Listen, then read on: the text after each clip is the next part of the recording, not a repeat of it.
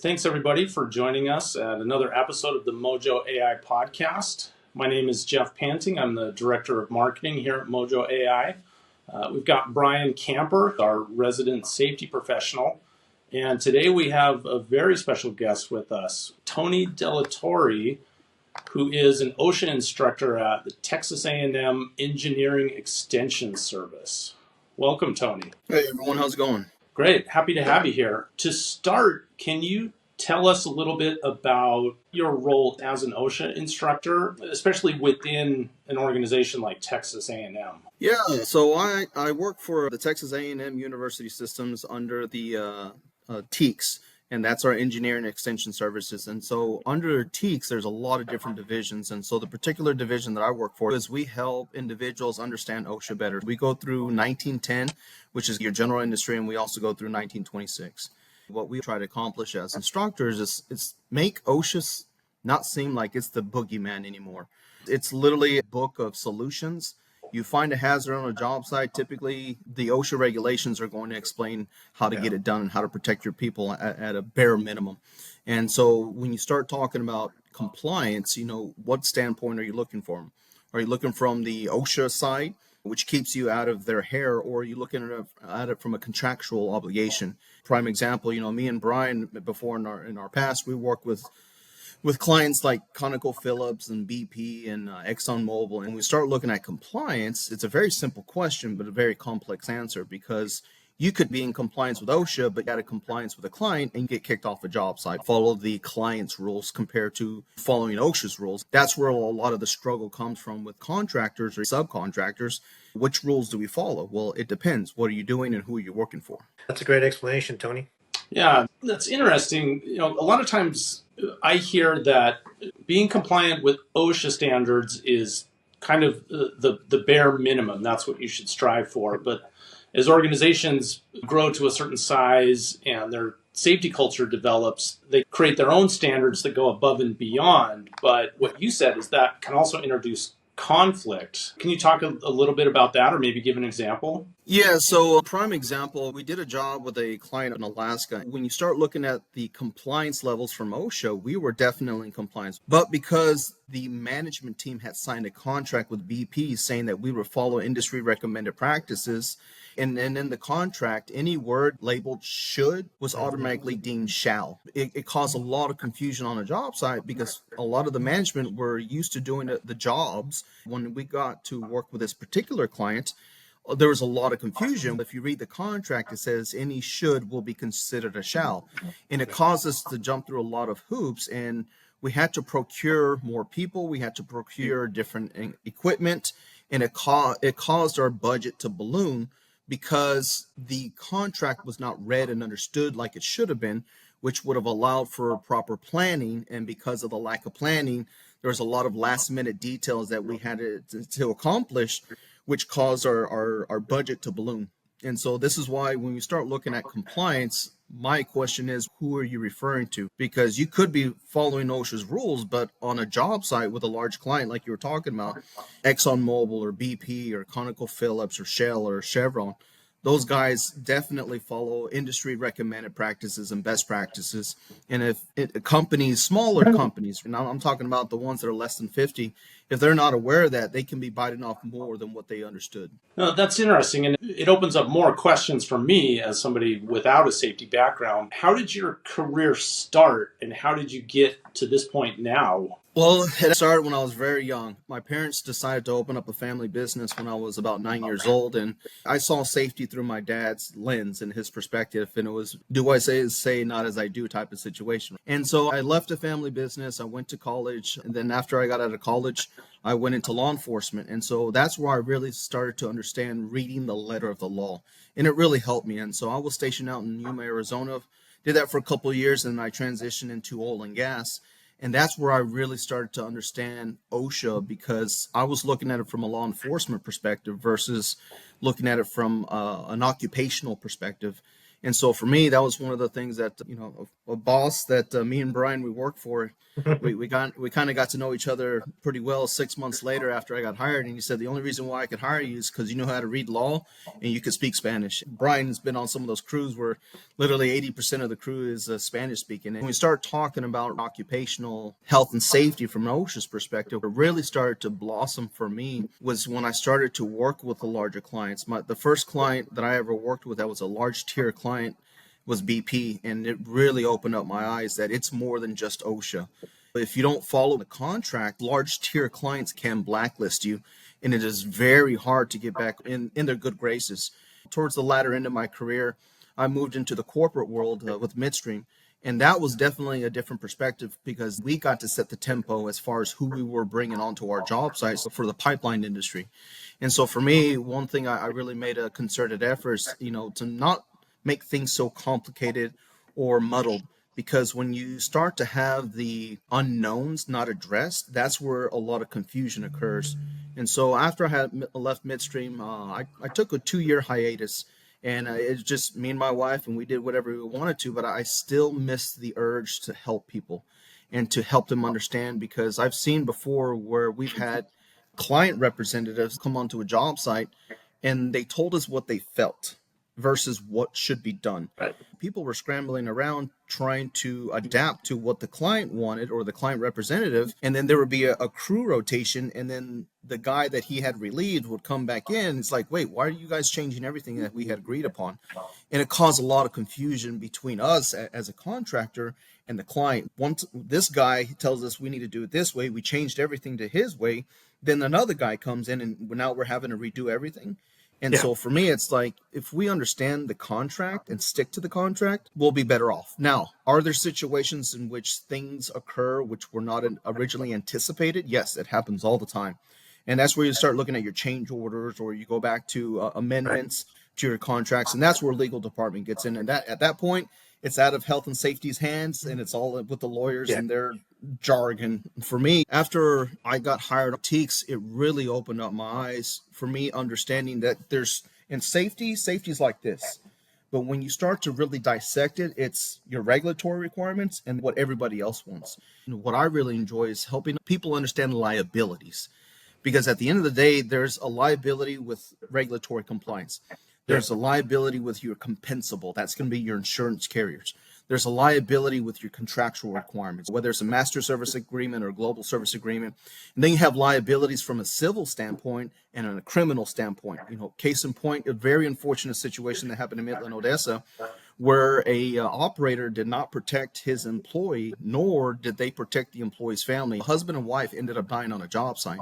That's another liability that people don't want to recognize, but I think people are starting to take this more seriously. It's a social impact. Think about large companies that have gotten in trouble in the news lately, and people like, oh my God, yeah, I remember this. Prime example, there's a famous ice cream maker here in the state of Texas, and when you bring up their name, people have memory of, oh yeah, I remember this happening, or I remember that happening. I say, the city in Alaska, Valdez, Alaska, what do people think of? There's a particular oil company that comes to people's mind. The social impact can affect your abilities to get contracts in the future, because there's still that taste on people's mouths if they remember that when you did this or you did that.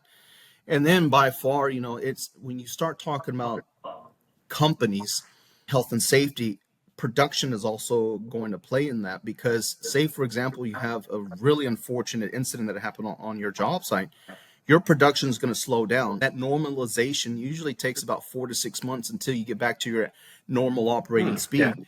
And so there's a lot of liabilities that people don't realize until it's too late. Everybody's Monday night quarterbacking, oh yeah, we knew this was going to happen. Well, then why didn't you say anything?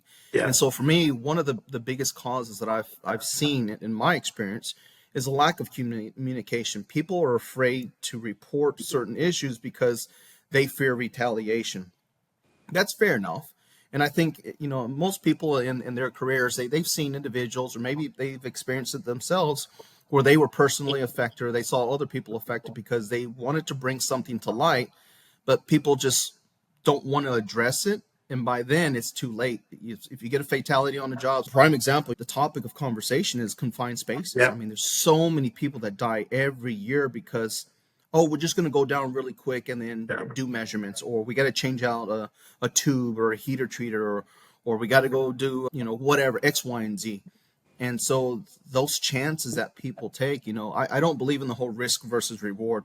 There is no reward Yeah. when you're taking a risk. All it does is it helps build complacency to the point where people no longer respect the hazard. One thing I tell my students is that the minute you stop respecting the hazard is the minute it stops caring about you. Would you summarize this by saying that building a safety program to compliance and then addressing specific client needs would be the better way to go versus having a one solution fits all, or trying to meet or exceed OSHA standards? So that one's a very good conversation starter. So for me, I think a company should have its core elements. This is what the company is about. And then you start looking at your adaptability. And that's where you start looking at, like for us, we used to perform a gap analysis.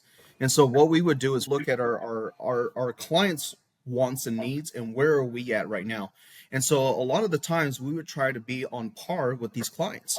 If we noticed that there was a difference of how it was approached, then that's where we perform that gap analysis. So once we have that gap analysis, then we would do bridging documentation. So essentially for this particular project, this crew is going to do it this way. Yeah. Although we do it this way internally, this job site is where it's going to differ. If you don't communicate that during the onboarding process for that particular project, aka what Brian and me used to call as a crew startup, if you don't address that right from the very get-go, the workers coming in and onto that job site, they're going to assume that we're going to do it like the way we did it before. If you don't relay those expectations, that's where people start having issues. I think that's really important to say, and that ties into confined space as well. When you're entering confined spaces, whether you're doing it on your site or if you're offering that service to other clients, that's good. That's a perfect, I think, segue into this conversation on confined space because, as you said, you're going to be entering, say, if we're entering Exxon Mobil site or BP site or even on a construction site, we're going to have different policies and procedures. We're going to have to do the same thing for compliance, but we're going to have different policies and procedures and different processes. I think that's where this will be really powerful to talk about. Yes, sir. I agree 100%. Yeah, well, on that note, let's start to get into that main topic of confined spaces. At a high level, Tony and Brian, what defines a work area as a confined space? So that's a very good question. And this is one thing that me and Brian were briefly talking about yesterday. And so my whole perspective is, whose definition are you using? And so like we mentioned earlier at the very get-go, you want to start off at OSHA because OSHA, I refer to OSHA as an equalizer. And so what OSHA does essentially is make sure that everybody plays by the same rules. Yeah. And so when you start looking at it from an OSHA perspective, and I'm reading straight from OSHA's website. Confined space means a space that, number one, is large enough and so configured that an employee can bodily enter and perform assigned work. And so when you start looking at the term bodily enter, their whole body has to be able to fit in. And if their body cannot fit in, it is not a confined space. Number two, has limited or restricted means for entry or exit. For example, it could be tanks, vessels, silos, storage bins, hoppers, vaults, and pits. Number three, it is not designed for continuous employee occupancy. A prime example, especially in the construction industry and residential, are attics. People don't realize that attics are technically considered a confined space. Yeah. And every year there are people who, especially with HVAC, go in to check an AC unit and succumb to the heat. That is technically a confined space. That's a really good point, Tony. That's something we've talked about with previous customers about dumpsters, roll off bins. When you think of confined space, people generally think of tanks, underground utilities, things of that nature. They don't really think about the things that we do every day. That's a bit of ignorance, but also complacency, right? We don't consider those confined spaces, but that's great that you bring that up. Well, I think a lot of it has to do with people's tolerances of what they accept as being a hazard and what they don't accept as being a hazard. Brian, in your military background, it was not an uncommon thing where you were taking rounds. It was just part of your job. People who work in oil and gas understand that fire can happen. The issue is when you stop respecting that hazard because you're literally rolling the dice. Well, it didn't happen to me the last 1,000 days that I've been working. Why would it happen today? No, that's a good point, Tony. In the overall world of hazards and risks, where does confined space rank, both on the hazard and the risk side, but I'm also interested on, I guess, the awareness side of it and the training side around it. Yes, and go. Yeah, I was gonna say, I think that almost depends on the industry that you're in. An industry like what Tony and I originally came from, the oil and gas industry, it ranks very high. An industry like the environmental services company, like what I worked with in California, we did remediation, very high standards of confined space. You get into some other industries like attics or HVAC and things like that. It's not that they don't know, it's maybe the awareness is a little bit less. And I think that's where this podcast is going to be really powerful. Tony, I'll let you go off of that. And Brian, you brought up a very good point. A lot of it depends what industry you're doing. 1910 versus 1926. 1926 is a little bit more stringent and a little bit more definitive as far as roles and responsibilities compared to 1910. Now, that being said, there are some updates potentially coming down the pipeline from OSHA. And at the end of the day, when is it going to happen? Your guess is as good as mine. On average, it takes anywhere between 7 to 10 years to create new regulation. A lot of people refer to international gas producers, IOGP, because those guys are constantly updating and changing because they don't have to worry about legislative bodies to pass a bill, which becomes a law. And so when you start looking at training, that one right there, that's a very complicated subject because even with OSHA under 1910, I believe it's 136 Gulf. There is a section where it does talk about training, but it's not specific. And so say, for example, you do your pre-task analysis and you come across a point where, we have a toxic gas or we have a toxic chemical, say, for example, H2S, hydrogen sulfide. Well, hydrogen sulfide is not addressed. The training standards for hydrogen sulfide is not addressed in the permit required confined space standard in OSHA. It's actually addressed under HAZCOM for 1910, 1200. So that's another set of training, okay? So say we have a lockout tagout situation because we have a high pressure pipeline or even a low pressure pipeline. Well, now you're dealing with lockout tagout training that falls under 1910-147. Right. Okay. Now we have PPE that we have to have our people under, respiratory protection. So we start talking about the training, it really starts to add up. That's why your pre-job analysis or assessments are so important. If we come across, hey, we're going to be welding. Has anybody gone through any specific welding training for our fire watch? Oh, no. Well, now we got to make sure somebody knows how to use a fire extinguisher. Yeah. Very simple question, complex answer. And I think that goes back to answering the question with another question. Another answer is the different levels of awareness depending on the industry. It's going to be higher in certain industries because you have those tasks being done on a daily basis. So for OSHA, confined space, we know it's not one of the fatal four, but what kind of focus would you say OSHA has on confined space on an annual basis? Would you say it's in their top 5, top 6 for I would say it's in their top 20. If you actually go to the most frequently cited violations, OSHA keeps track of companies that are frequently cited within all industries. If you look at the Bureau of Labor and Statistics, they have a database where they keep track of people that have succumbed to confined space entry error. Many people are killed every year. There's actually a really good case study that UN's Chemical Safety Board did up in Colorado, where I believe it was 5 people that died in the confined space because they were doing some coding within a confined area, and because they didn't have the proper ventilation, nobody did any atmospheric testing. It's a very unfortunate situation because most people's instinct, and we've been taught ever since we were little, if there's ever an issue, call 911. Police will show up, rescue. They called 911, and when they showed up, they told the contractor, yeah, we don't deal with these types of services. You're going to have to call Denver.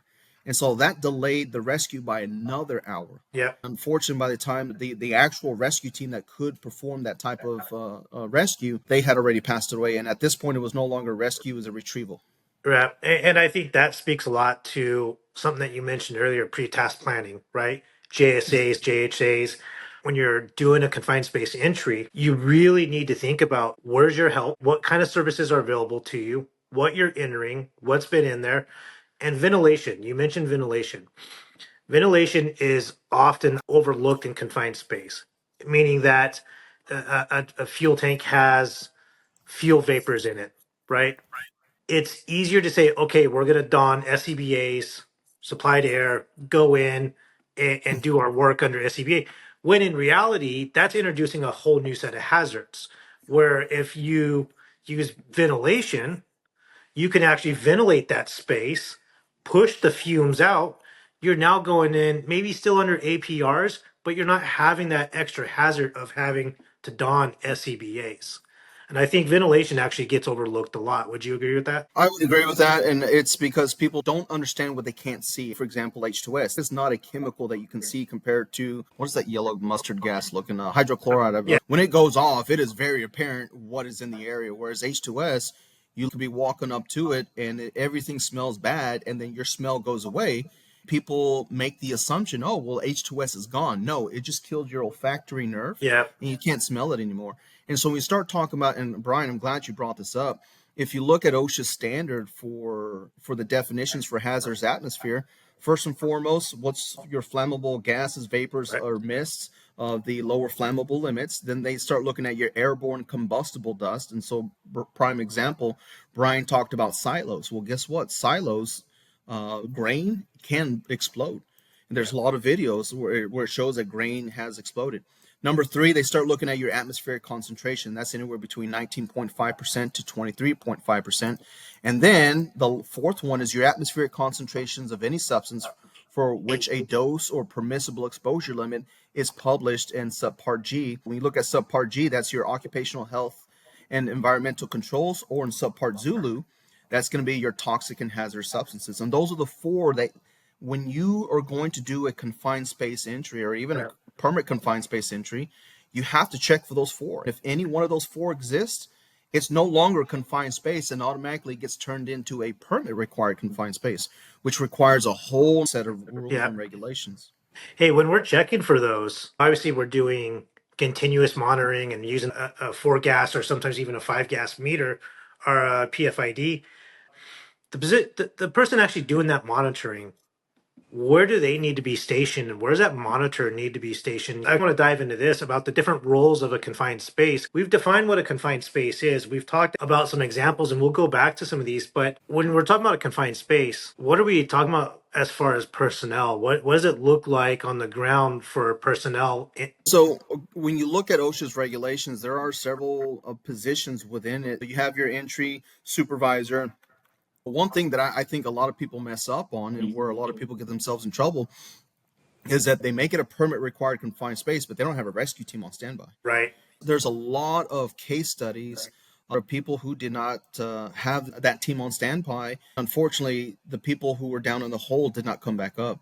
You start looking at some of OSHA's citations that they've given. There was one that I pulled up earlier where a company was fined almost $227,000 because they had repeat and willful violations because they didn't have a program, they didn't train their people. And so yet again, it goes back down to you want to be proactive or you want to be reactive. Yeah. That's all amazing information. When I was teaching confined space, we define attendant, entrant, like you said, entry supervisor, and we always want to define those roles, right? If you're the attendant, you're with the air monitoring log, you have the air monitor, and you're there with the intent of watching the people inside, right? If you can actually have visual contact with them, you're monitoring the air concentrations. Your job is to tend to that crew, whatever size it might be, that's down in that hole. You don't start and go off and start working on some other job. And as far as the entrance, we know what their job to do, right? Their job's to go in and do the work. And the entry supervisor, that's one where I think you can maybe provide a little more light. What is the role and responsibility of an entrance supervisor as far as confined space entry goes? So the way that OSHA breaks it down, if you look at their regulations, they have the duties of an entrance supervisor. That's going to be under 1910 146 Juliet. And then if you look at 146 India, that's going to be the duties of your attendants. And then if you look at 146 hotel, that's the duties of your authorized entrance. And so Right. the way that I like to equate this is you got your hot zone, your decontamination zone, and then Right. your green zone, right? The people in it, that's the hot zone. That's going to be Yeah. your entrance. The people that are going to be watching and seeing if there's any, any sort of emergency that's going down in a hole, that's going to be your attendants. Those are the people that are going to be outside that hole, that if it goes sideways, they're the ones that are going to, help them out. In addition to that, stop anybody from going down in that hole that had not originally That's been authorized. And that's where people sometimes mess up. It's like, oh, well, we got an extra hand. Why don't we send them to help the team? Great. Did they go through the same pre-job startup that everyone just did before they went down in the hole? Oh, no, they're just going to be in there real quick to help them out. That way we can get it done quicker and then go to the next job site. No, that's a big no right there. yeah. One thing that worries me is the people who sign off on the final entry for everyone to go in there. That's your entry supervisor. What worries me, especially in, where we have multilingual situations going on, where Yeah. we're going to make somebody the competent person because they speak Spanish and English. That's not how that works. In my world, that's called being bilingual, not a competent person.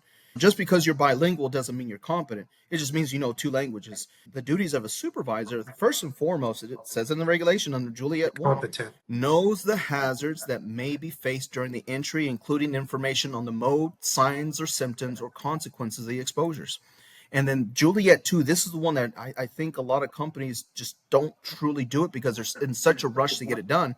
Verifies by checking that the appropriate entries have been made on the permit, that all tests specified by the permit have been conducted, and that all Right. procedures and equipment specified by the permit are in place before endorsing the permit and allowing entry to begin. Brian, I know you've seen it just like I have before in the past. The guys will fill it out, they'll hand it to the supervisor. The supervisor will sign off and not even double check anything. And so why is that an issue? Because if it goes sideways, the first thing they're going to be asking in an investigation is who signed off on this and did you verify? If you didn't do any verification, if somebody dies, this is where you're looking at criminal proceedings. We start looking at the terms of willful neglect, gross negligence, and that's where it gets a lot of management in trouble. Well, what worries me is that sometimes management is of the mindset, well, I'm a manager, they're going to protect me. Nope. Management will not be protected, especially when it comes to a lawsuit. So if I'm the entrant, I've had the HAZCOMs explained to me. I know what the hazards are. I know what I'm cleaning up. I'm also being given the symptoms of oxygen deficiency or whatever that atmosphere might be. As far as rescue goes, I always tell my people that self rescue is the best rescue. At the first sign of they get of something going wrong, whether it's headaches, blurred vision, maybe an equipment malfunction, don't try to be a tough guy. Don't try to work through it. Stop what you're doing safely. Put your equipment down. Make your way out.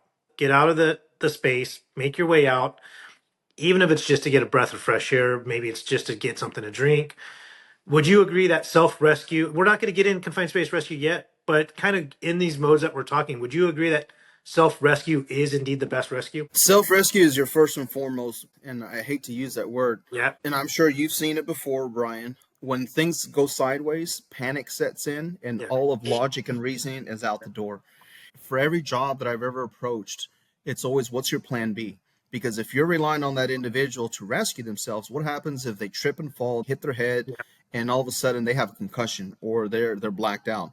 Oxygen deficiency, that can cause someone to black out. Someone having some sort of allergic reaction to chemicals, that could cause somebody to be impaired to the point where they can't rescue themselves. Right. And so now it's, how do we pull them out? Prime example, we had a heater treater down South Texas. The way it was laid out, it looked like a big pill, and it had several areas where you had to go in through. If somebody blacks out or passes out, how are we going to get them out? Because you have to Right. climb over, you have to go under, you have to climb over again. And that's the way they separated the oil and the water, right? Somebody's knocked out. How do we pull them out? Because if you pull them and they hit up against that wall, you have to pull them up over that. So now we potentially have to look at sending somebody else to go in there. And if that's the case, is that person trained for rescue services? And if they're Yeah. not, then you don't have a plan.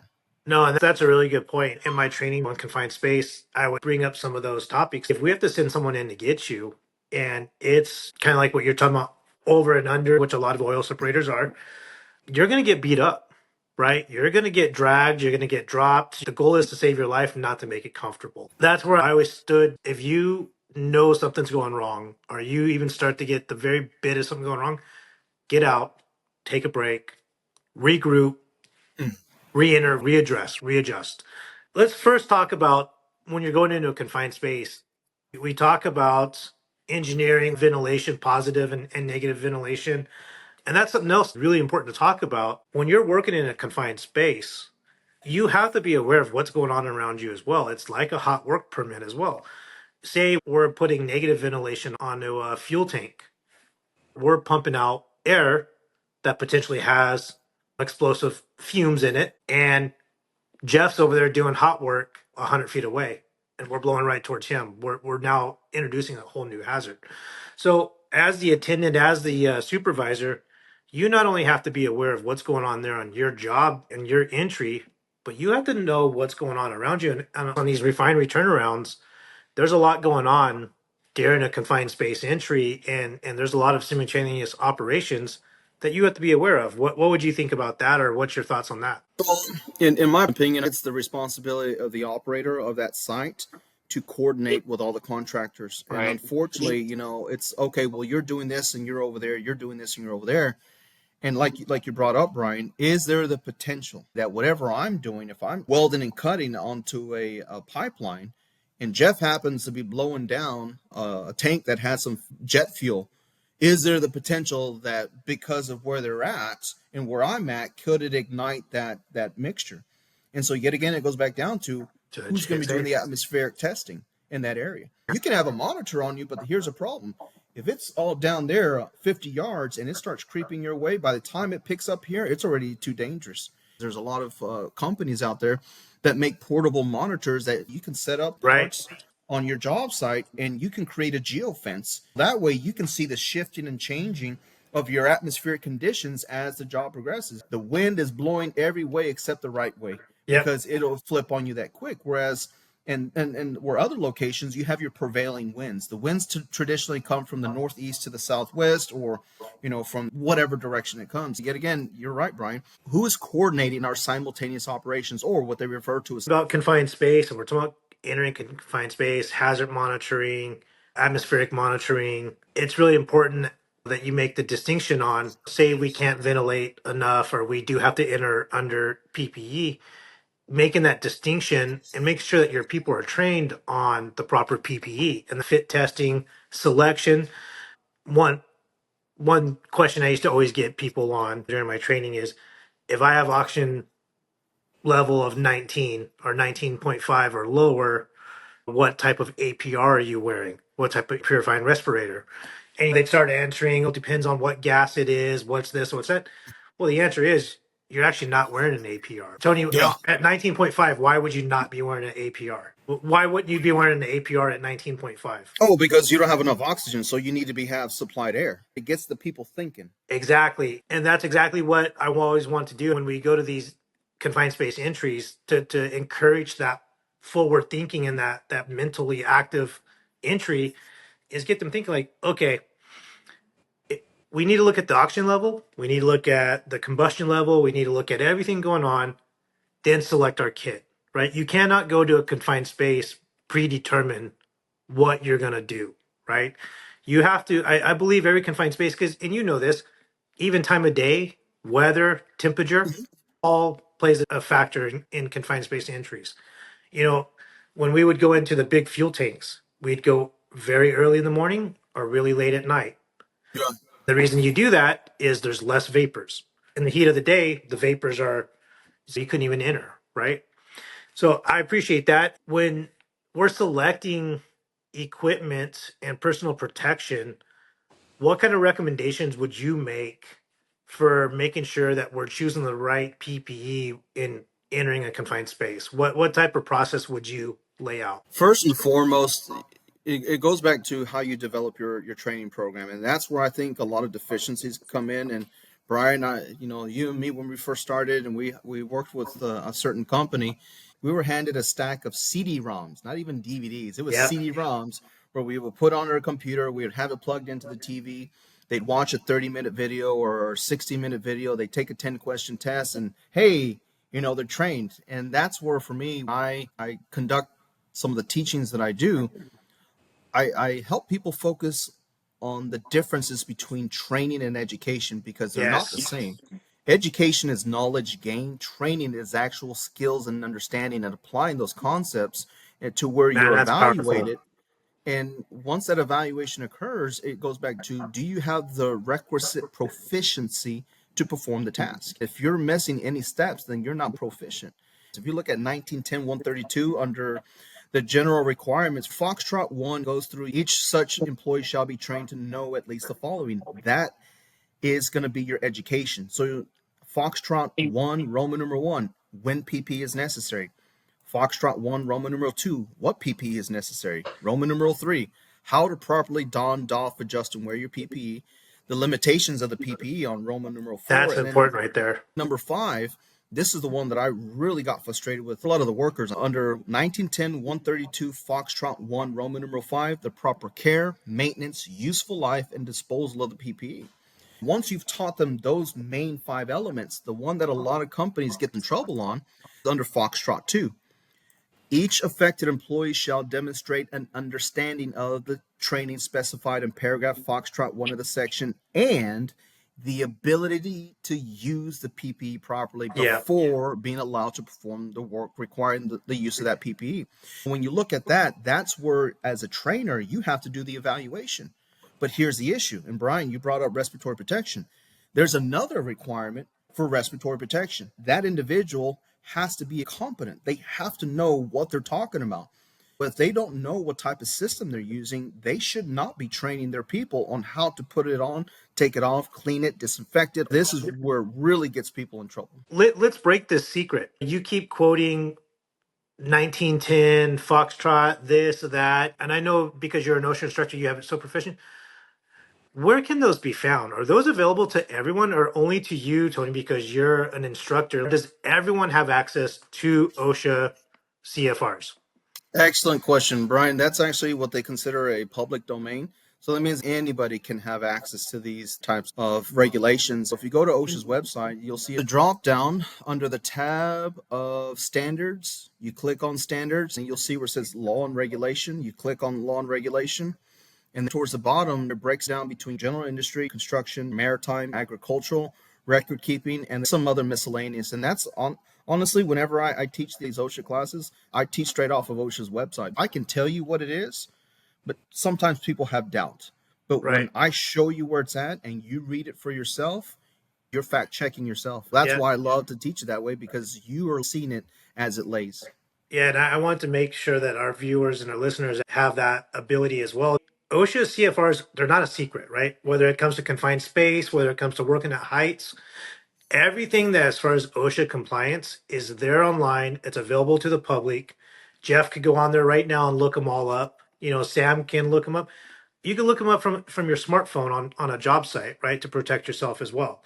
And that again falls back to what we're talking about, confined space and tips to stay within compliance of confined space entry and working within OSHA compliance. What would you say are some good guidelines or tips besides the obvious compliance to follow to make sure that you are working safely in a confined space? So what I tell all my students whenever I teach them, or all of our participants, I tell them to go to the help and resources tab. You click on that and you'll go down to where it says safety and health topics page. You click on that and it has everything you need. They even sort it alphabetically. And so say, for example, you want to talk about permit required confined spaces, or if you want to talk about confined spaces, they actually have a website that is dedicated for that. And then the cool thing about it is they break it down. I'm actually looking at it right now. They have confined spaces and then confined spaces in construction. Yeah. And so one thing that I really appreciate about OSHA is that they actually have publications for small entities to get themselves into compliance. And the beautiful thing about it all is that your tax dollars are funding this. So you might as well use it. They actually show you how to put together a program. They give you templates. They give you safety topic meetings that you could potentially do. They have quick cards. Some of these quick cards you can order from OSHA and they will ship it to you for free. So to make sure that you're working within compliance on a confined space, and say if it's on a construction site, you don't normally do confined space entries. What you're saying is the resources are still there, right? The resources are there Yes. to make sure that you're protecting your workforce, your entry crew, your attendants, and also what training is required before you even do said entry, right? So I think that's a really powerful message. Going back to confined space, what would you say is the biggest indicator or triggering mechanism of either a company imposed or a regulatory imposed permit required confined space? That's a good one. Like I mentioned, first and foremost, you have to follow OSHA regulations. There are no ifs, ands, or buts about that. We start looking at the intricacies of how it starts to get more complicated than what OSHA. Yes, we have to follow OSHA regulations, but we can meet or exceed OSHA regulations as well. And I think that's where you're going to go with this, but I want to make sure we're clear on that too. So yes, and you can never go below OSHA standards. That's Right. first and foremost. And so where it starts to become a little bit complicated is, say for example, you are an oil and gas company and you're brand new. And most companies, what do they look at doing? They look at getting a certificate of insurance. That way, if they work on a job site, they're insured. Your underwriters or insurance agent will come in and do an assessment on your company. What is it that you do? What do you want to get insured on? And so they could have a list of demands saying, okay, well, since you are considered, this is purely hypothetical. If your insurance agent decides or comes to the conclusion that you're a high risk industry because you work in confined spaces, they could require that you have training done every 6 months. Well, that goes way above and beyond what OSHA requires. Why is that important? Well, the reality is if you don't follow what your insurance carrier tells you to do, they could deny you coverage. If you have somebody who unfortunately passes away in a confined space and they were not trained on respiratory protection, they could deny coverage, and now the company is having to eat the bill. Another perspective we were talking about earlier, Brian and Jeff, was your client. Your client could go way above and beyond. Right. Before in the past, we dealt with clients that your employees had to be trained within the last 6 months prior to coming onto a job site. Yeah. Even though their training was still good, clients wanted that to be fresh in their mind before they came on the job site. So and if that individual wasn't trained, then that individual didn't work on the job site until they were trained. If you had to pick one triggering mechanism that could cause a confined space to go from a regular confined space to a permit required confined space, what do you think that triggering mechanism would be? What type of hazard would cause it to go to permit required? All right, so for me, I'm going to constantly be referring back to OSHA. So when you start looking at the permit required confined space, if you look at it from that perspective, this is where it's elevated because a hazard that is immediately dangerous to life and health exists. And so when you start looking at that definition, permit required confined spaces means a confined space. And so that being said, it has to be a confined space. Right. And if it doesn't meet the definition of a confined space, then it definitely will not meet the conditions of a permit required confined space. Okay, so let me move on.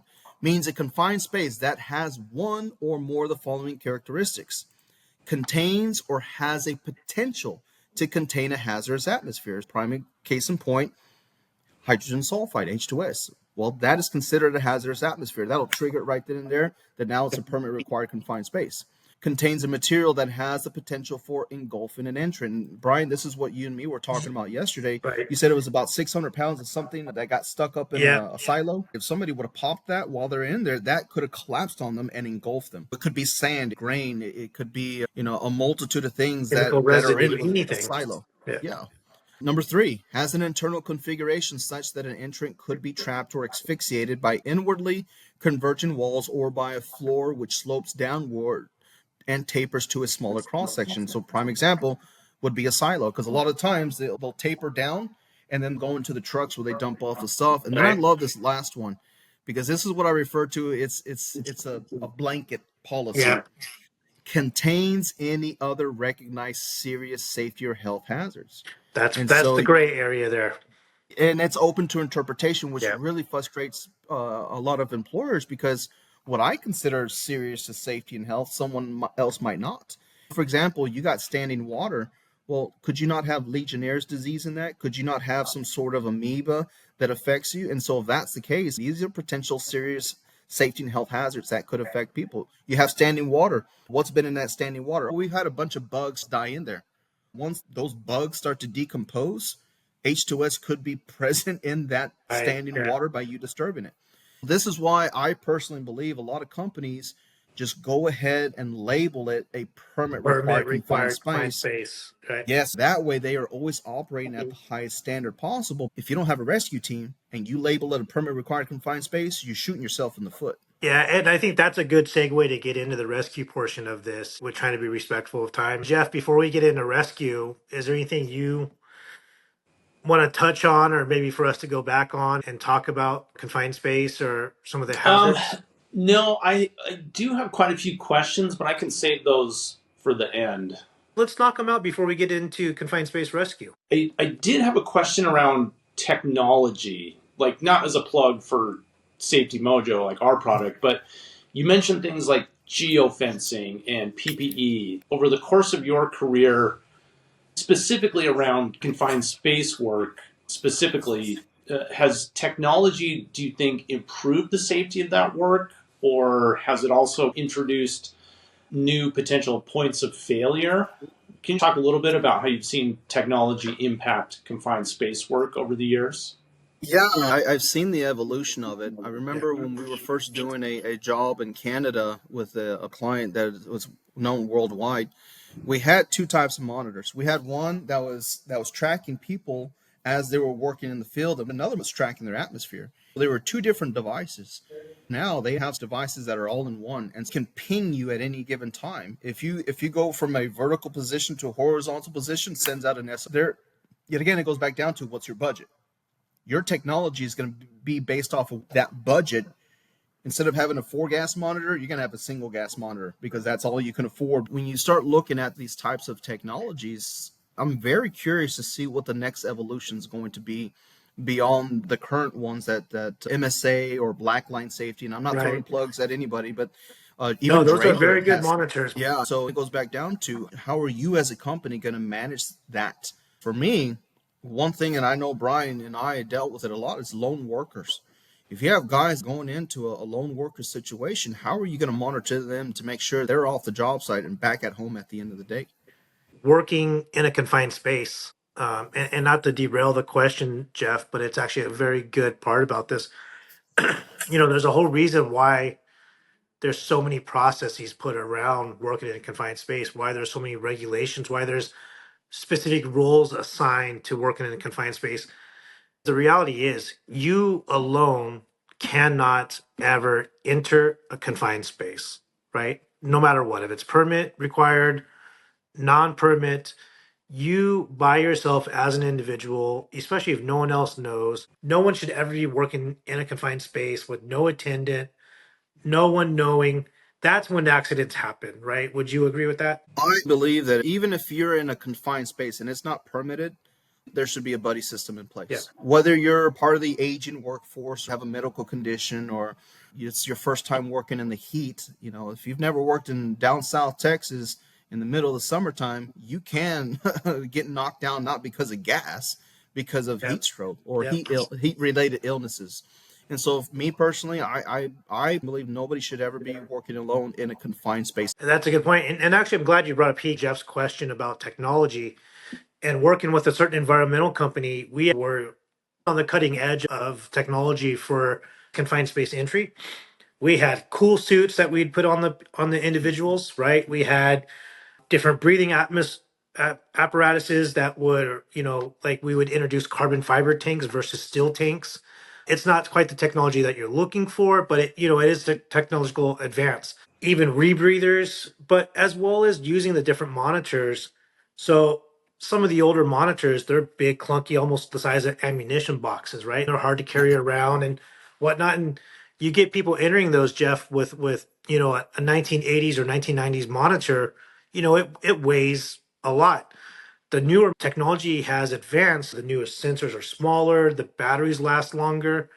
It's like carrying around this Coke can versus carrying an ammo box. So technology has rapidly advanced in the confined space world.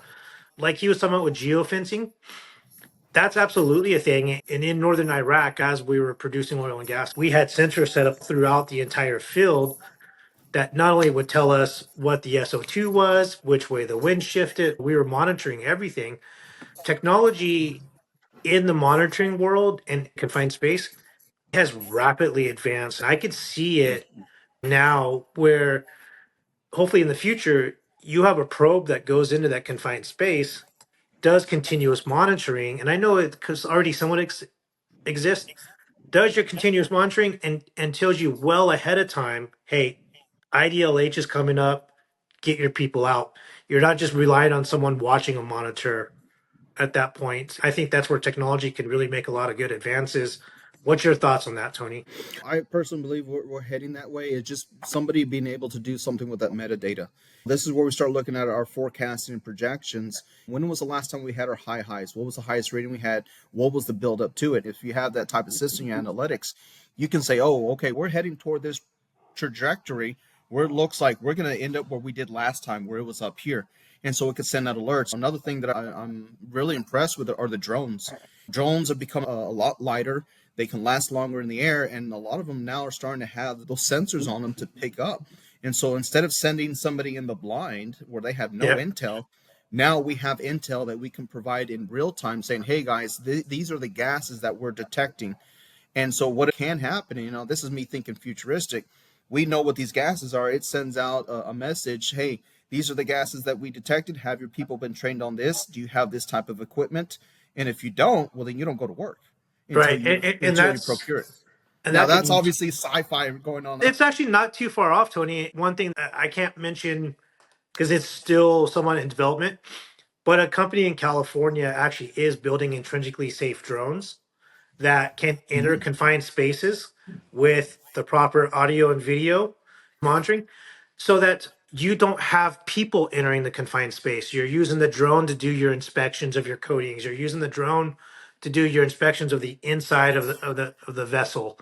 And so when we talk about technology assisting with confined space and advancing the health and safety culture, that would be, we're talking about elimination in engineering right there at those 2 points, right? We're taking the human element out of it and we're introducing technology into the workspace that takes that hazard of even entering the confined space away. I honestly believe it's going to be something within 10 years. For example, we have doctors now that can perform surgery, and literally they're looking at a lens, they're looking through it, and they're using their fine dexterity movement to do incisions that a robot is actually doing.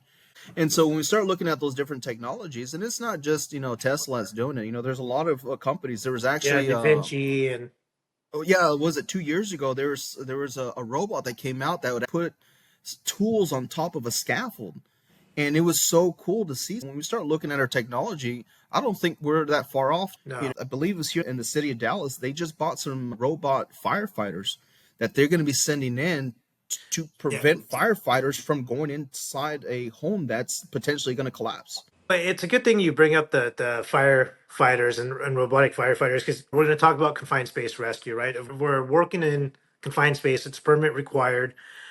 You gave an example earlier about an emergency team being an hour away in Denver. Unfortunately, it costing lives because there wasn't a proper response on site. When we're looking at confined space rescue, it's always been my experience that we got to look at the job task. We got to look at our available resources, right? Emergency services. I believe this is true in OSHA's words and definition too. 911 is not a rescue plan. That is not a rescue plan.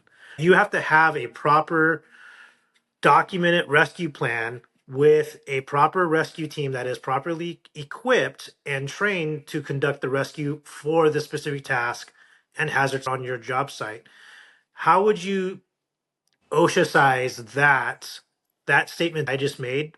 How would you interpret that into OSHA? If you look at OSHA's emergency action planning, and let me pull up the reg real quick on that one. They actually break it down into two very simple categories.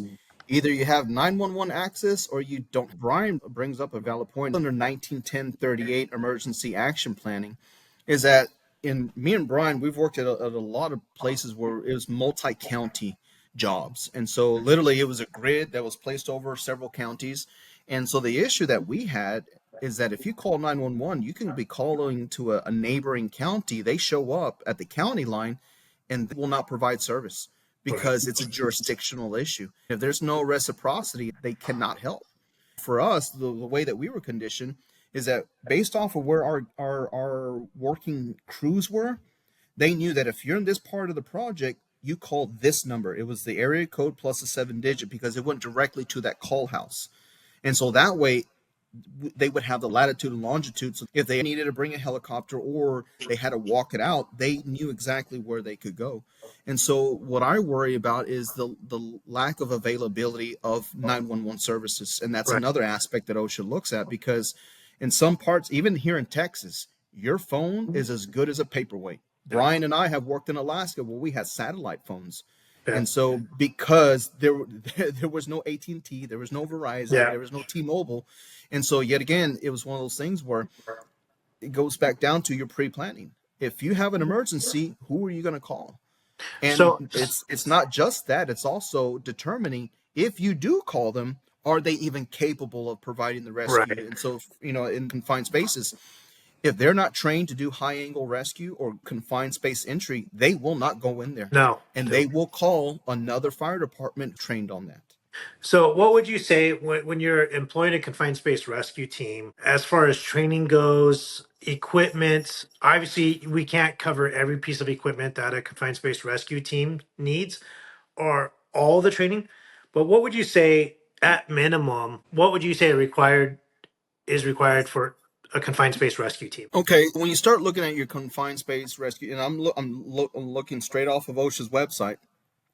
First and foremost, you have to evaluate a prospective rescuer's ability to respond to summoning to that rescue. There was an old colleague that used to work with me at TEEX, and what he used to do back in his day, whenever he was a trainer for companies, is that within the first hour, he would have all the guys lined up, put on their masks for emergency preparedness. He would cut off their line to see how they would react. Those that popped off their mask because they were looking for air, they were automatically disqualified from the training. If you're in a real life situation and you can't breathe and you're using your emotions, your first instinct is to pop it off instead of to go back to your escape pack, kick that on, Right, and now or you're check your line. exposed. Yep. Exactly. And so that is perspective number one. And then if you look at 1910-146 Kilo 1 Roman numeral 2, evaluated perspectives rescuer serviceability in terms of proficiency with rescue related tasks and equipment. For example, you need to tie rope and go down into a hole. If you have somebody who doesn't know how to tie a knot, you don't want them going down there. Yep. And so when you look at Kilo 1 Roman numeral 3, it's selecting your rescue team or service for those evaluated that has the capability to reach the victim within a time frame that is appropriate for the permit space hazards identified. And so when we start looking at appropriate time, well, it depends. What are they dealing with? How much Right. air do they have in their line? If they're knocked out, but they're still getting air, that's okay. If they're knocked out and there's no air coming to them, you got about 3 to 5 minutes At to get most. to them. Yeah, because the more time that they're without air, the more damage you do to the brain.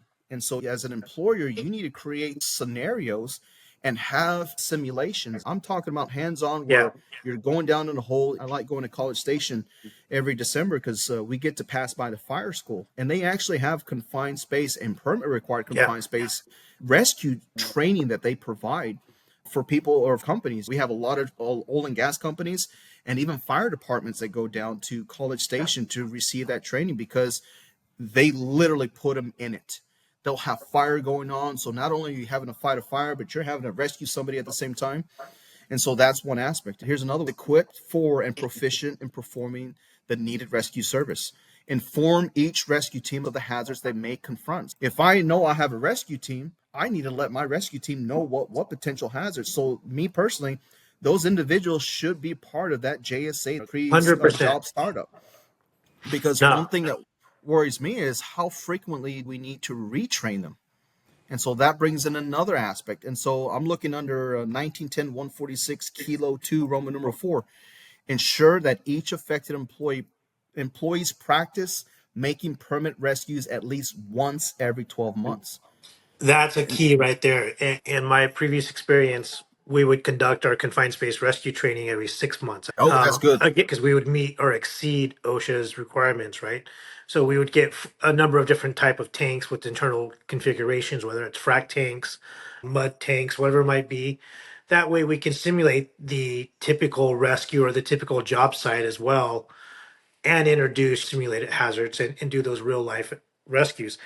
When selecting a rescue team, do you feel that companies are better off having an internal rescue team that they can train up and provide on site, or using a third party service? What would be it? And I know OSHA doesn't have a standard on this, but what's your recommendation on something of this nature? That's a really great question, It's a really Brian. hard one. It is a hard one If you want because to punt it down the road, I understand. I'm not going to kick the can down the road. I'm not that type of politician. When we look at it, one thing that I really worry about is what's in your budget. Because with Right. all the training requirements, they have to be able to remove the dummies, perform rescues, and all this type of stuff. If you don't have that type of training facility at your location, then this is maybe something you need to consider doing external and hiring a third party. But the problem with that is now you're incurring more costs. Don't think that cost, that I'm going to be saving money because, it's never happened to me before. What I worry about is that people who say, yeah, we can do it. And then when the day comes, they realize, oh my God, we can't do this. What do we do? Well, don't That's tell the the wrong client. game. Don't worry, Brian. We'll just work safely. And so that way nothing happens. Yeah, that's not, Nobody move. it doesn't Nobody work like, get yeah, hurt. nobody move, right? And so what I worry about is that people bite off more than what they can chew. And then the client calls them to the table. Hey, man, where's your rescue team? Oh, well, we'll rescue each other. Great. So Well, where's it's your Jeff and rescue Sam equipment? over. And so where's your rescue equipment? What rescue equipment? Oh, and that opens up a whole nother, Yeah. can of worms, or what I refer to as Pandora's box. And so, for us, I use doesn't have to deal with confined space, but it has to deal with an incident. I had just finished coming back from Canada. I did a 2-week break, and then I was going to go to Pennsylvania towards a Williamsport. And so while I was on my vacation, I was looking at the project plan for the 3 different projects in that area. I asked the project manager, I said, hey, where's our helicopter extraction team? And his response was, well, Tony, I've been doing this for over 20 years. I've never had anything like that ever happen that it would require. Can anybody guess what happened the first day I showed up? We had to extract somebody via helicopter. And because we didn't have it, we had to walk someone 1.2 miles. The guy was maybe about 210 pounds. He was about 6'5". He had the swimmer's build. It took us 4 hours to walk him through the terrain in Pennsylvania just so we can get him to a chew track where the ambulance could pick him up. When we talk about, well, it's never happened to me, great. But what are you going to do the day that it does happen? And what plans do you have in place? Because if you call 911, and the unfortunate thing is where we were at, a vast majority of 911 was all volunteer.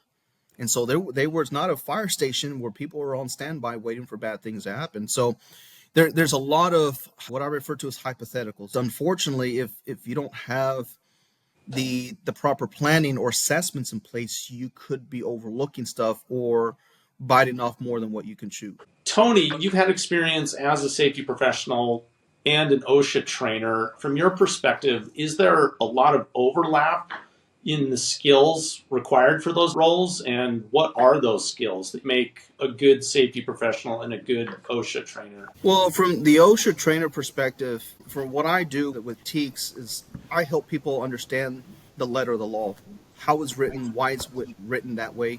A lot of times we refer back to the preamble, letters of interpretation, the final rule, and their justification as to why they wrote the law that way.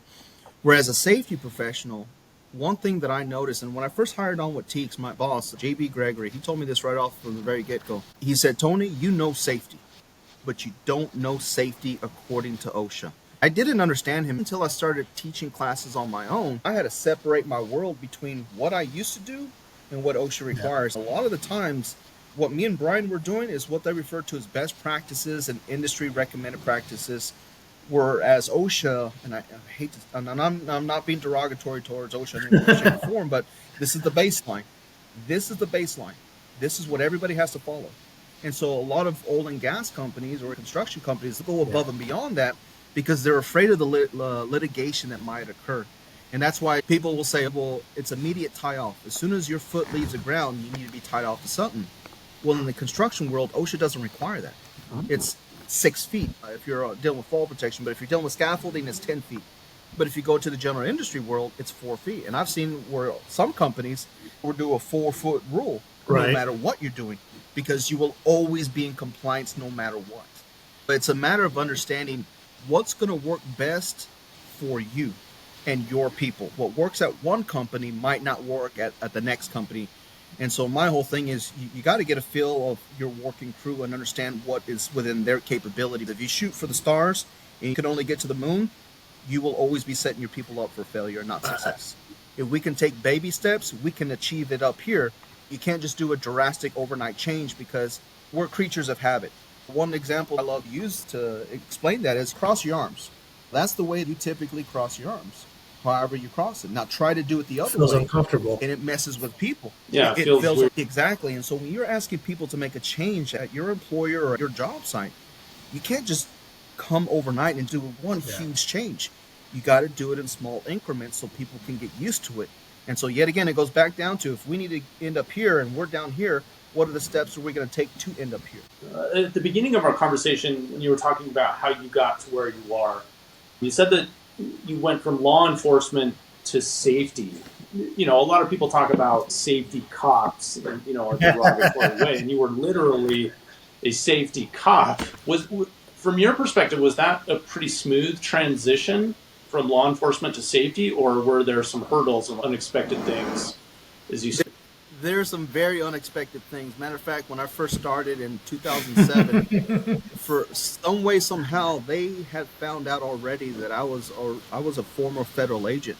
A lot of guys had a preconceived notion that I was a safety cop, and for me, what I was trying to do is I was trying to understand your world. And so for me, the way that I broke that barrier is I would ask the guys, hey, do you mind if I hang out with you today and understand your world?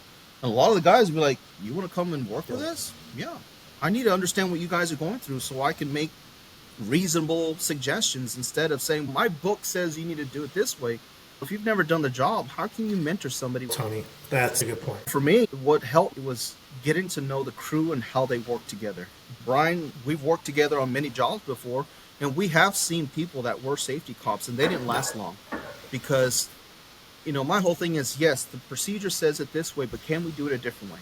This is where management of change typically comes in. We're saying, this is what the company policy says, and I hate to use this term, but we're going to have to break the rules.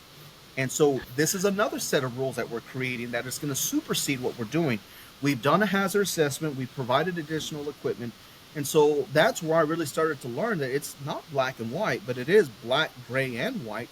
And depending on how you're doing it, my constant and my true north, as long as at a minimum we're following what OSHA requires, what our client says, and our insurance carrier wants of us, we're good to go. As long as we're following those three main models, we'll be good to go. I think that covers all the questions that I had. Brian, is there anything else you want to add? A little bit ago, you talked about technology within the workspace for confined space, and we talked about permits. Right now, Tony, you would agree, just about every permit for confined space in the world is written on a piece of paper, right? I had seen the digitalization of confined space permits, especially within the oil and gas industry. Yes, you have to have a physical copy there on site. Could that be on let's answer that question. In the eyes of OSHA, the permit is required to be on site, correct? Can we agree on that? Okay. Mm-hmm. Does it need to be a physical copy, or can it be a digital copy that is available to all those on site? Great question. With this day and age, there's a lot of companies that want to go green. They want to reduce the environmental impact, and I get it. I'm all about protecting the environment. I want clean air, clean water, and clean soil. And so, matter of fact, I'm going to refer back to a letter of interpretation. There was a letter of interpretation that was issued out by OSHA regarding copies of safety data sheets being on a computer. OSHA didn't have an issue with it, but their predicament, and with OSHA, they don't always definitively answer, but they suggestively answer. They said, well, okay, well, there's nothing wrong with it, but what happens if you lose electricity and you can't gain access to that? What happens if your computer crashes? What's your backup plan? So my whole thing is, okay, great, you have a permit to work. Where is it going? What cloud base? Because if you don't have a cloud base that's having internet connectivity, the people at the main office or the people at the corporate office, they're not going to be able to see what's going on. And so now people are working in the blind except for those that are working there. How are you going to verify that you actually did a risk assessment if it goes sideways on you? Yet again, we can go back down to, okay, well, what if? My whole thing is, if it's on a piece of paper, I can play that one too. I think where you're going with this, and where we had success with this in the oil and gas industry, especially overseas, was having that digital copy, that backup, and replicate it to other systems. We found that it was actually disseminating the information faster. the control room knew a confined space was going on here. We had a permit to work going on over there. We had lockout tagout in place in conjunction with our confined space because it was digital. So I think there is something to be said for technology and digitalization of confined space permits and paperwork as well. It's just a matter of making sure that those backups are in place. What do you think of that? Yeah, I would agree with that. Even having one of those portable printers that you can hook up to your trailer or in your truck. That way, even if you do it digitally, you can just print it out real quick, and then you at least have a paper copy, because if your laptop or tablet breaks, you can't access that. At least you have a paper form. The digital age can be very convenient, but it also can be very detrimental to a company, especially if you're trying to prove that you did it and it's not retrievable. How do you prove? At this point, it's hearsay. Goes back down to one of my favorite movies. The actor basically states to another actor, "It's not what you know, it's what you can prove." In a courtroom, that's all that matters. What can you prove? Because if you can't prove it, it's hearsay. Well, I definitely appreciate your time, Tony. This has been awesome. It's been a great riff back and forth. Jeff, I think you're like an official confined space expert over there by baptism now. I know more than I did an hour ago, that's for sure. Hey, Tony. Thank you. Go ahead. Go ahead, Brian. It's been absolutely fantastic catching up with you. I'm so proud of you, man. Knowing you from early in your career as well and early in mine, where you came from, where we both have grown up and advanced our careers. Absolutely proud of you. It's outstanding work that you're doing there at Texas A&M, and I wish you all the best in the world. I hope it keeps going for you. It's great catching up. Thank you, Tony. I appreciate it very much. And you as well, Brian. You have a lot of good insights. I want to thank everybody for listening today. If you're interested in more topics around safety and compliance, you can find our podcasts on YouTube, Spotify, and Apple Podcasts. If you want to engage with us with other safety-related content, you can check us out on LinkedIn, Facebook, and Instagram. Hey, Tony, if you're a safety professional or you want to get into the world of safety and you want to take some safety training, or you're in the Texas area or even doing it online, how can they enroll in a TEEX program? Just go to TEEX.org, and there's a lot of divisions in there. What we tell people is if they're interested in becoming safety professionals, look under the EHS tab, the Environmental Health and Safety. We have a lot of different classes that can help people understand what is required. And from that point, at least you'll have a solid foundation, and anything above and beyond that, it's just fixings on the plate. That's awesome. And the service that you guys offer is absolutely unbelievable.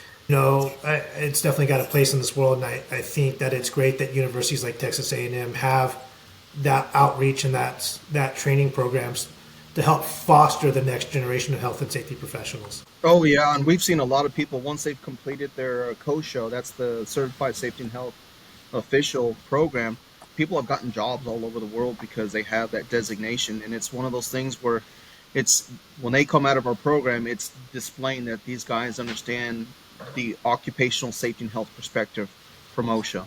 And many companies enjoy that because they're not dealing with somebody they're doing things they're not supposed to. Let's just put it that way. Like me.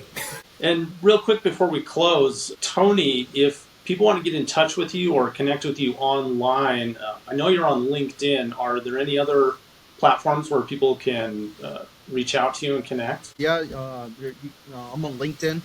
And that's where primarily you can find me. I have a lot of students who reach out to me from there seeking help or what classes they can enroll in. Great. And Brian, you're on LinkedIn as well. Are you on any other platform? Yeah, I'm also on Instagram, but LinkedIn is probably about the best place that, to communicate professionally. And I'm always open to helping anybody out. And I get quite a few questions throughout the day in my inbox, and I do my best to get to every single one of them. And if you guys ever need a safety resource, thanks again, you guys. I really, really appreciate this. Thanks, Tony. Have a great one, guys.